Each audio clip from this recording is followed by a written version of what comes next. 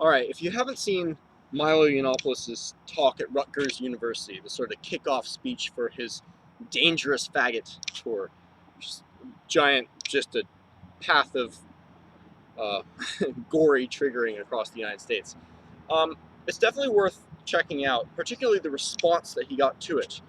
A quick catch up if you don't want to go see it.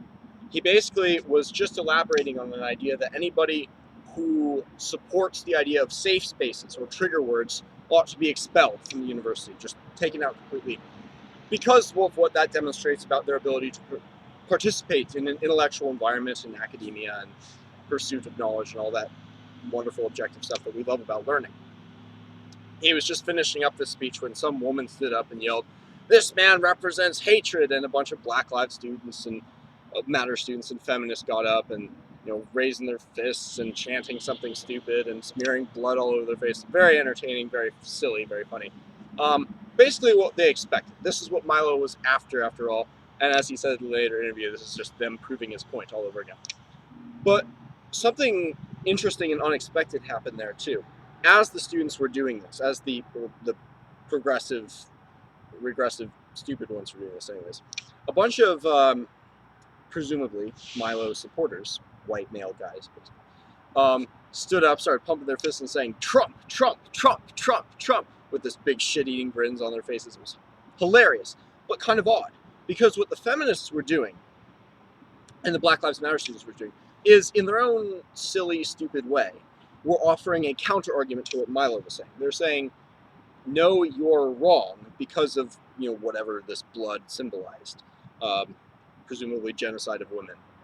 Who knows? The Trump chanters weren't doing that. They weren't offering a symbolic counter-argument.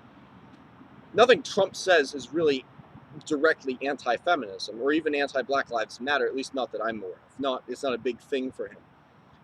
It's more the other way around. He is the epitome of what feminists and Black Lives Matter advocates think of as evil. So instead of rejecting their argument, they're almost tacitly accepting it and saying, yes, we're assimilating the devil, and we're even gonna one up it. We're gonna say, you think Milo's bad? We're even worse. It's a curious thing, and to progressives, this might look completely baffling. Why would you want to become what we're calling evil? Why would you want to become something that's bad? Why would you want to be racist, homophobic, xenophobic, Islamophobic, whatever it is? This is something that's really important for progressives to understand. This assimilation of the devil is inevitable. You have made it inevitable because you've given people like me and these other Trump supporters and Milo Yiannopoulos, you've given us no out. Nothing we can do will make us good people in your eyes. You show this with Josh Whedon. You show this with recently Gian Gameshi in Canada.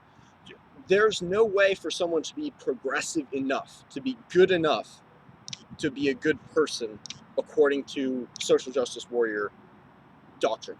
You will eventually turn on me if I become one of you.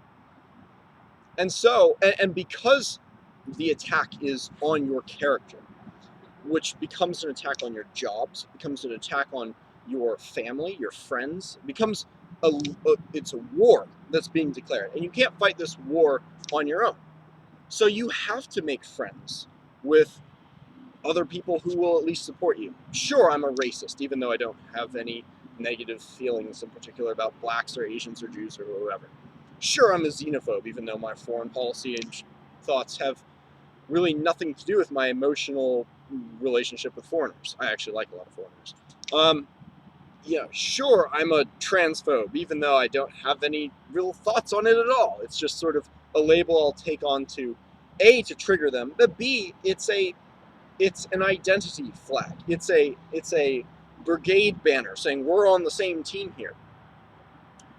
And strange things happens when you start grouping ordinary people, because most of the people who get called racist or sexist or xenophobe or whatever are normal, good people who are not what they're being called.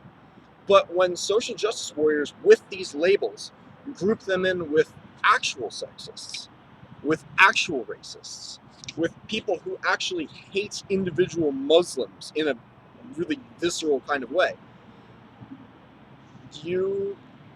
a funny thing happens in that you gradually turn these ordinary people into what you're calling them, because they have to make sort of extend ideological laurel branches to the people, to their new friends, and these are the new people who can accept them as being good people, even if they don't necessarily believe on everything, but at least they're good people.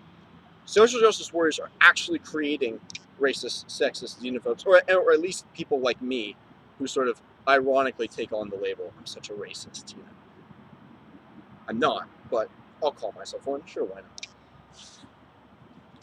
This is inevitable. It had to happen, because social justice warriors have no win condition. There is no way to be a good person for them. And you can see them turning on gays now who are being a little too libertarian, turn on women who aren't adequately feminist.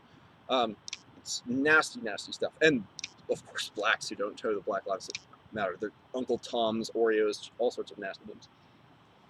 So as this trend becomes more popular, Trump chanters, even from people, I suspect maybe a quarter to a third of those guys that don't even plan on voting for Trump. But sure, why not chant it? And people who otherwise wouldn't have voted Trump now will vote Trump for the same reason. So I think as social justice warriors see this trend happening and see that their advocacy for the rights and privileges and good treatment of minorities that they think they're championing are in fact making more racists, more sexists, are creating more of the enemy that they have fought so hard to destroy, which is going to happen. You can see it happening in Europe as well. And this is what they've been doing this whole time. I hope they take the opportunity to examine their own motives. Because if you're fighting something and the way that you are fighting it is making the problem worse and not better, and you continue to fight in the same manner, and you continue to make the problem worse, then it confirms what people like me have suspected this whole time, which is that you never really wanted to solve the problem at all. That you really were just looking to virtue signal, to show that you're a good person, and never really cared about the things that you claim to care about in the first place. That's what it looks like to us, sort of libertarians, conservatives, even liberals who don't buy into the whole progressive bullshit.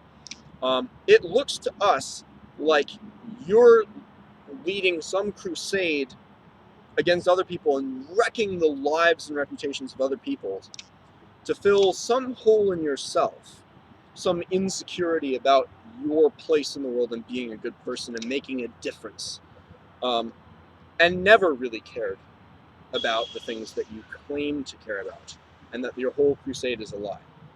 That's what Rutgers looks like to us. That's the effect that it's having, and I hope that progressives take some time to meditate on this. And in the meantime, Trump 2016, because fuck you guys.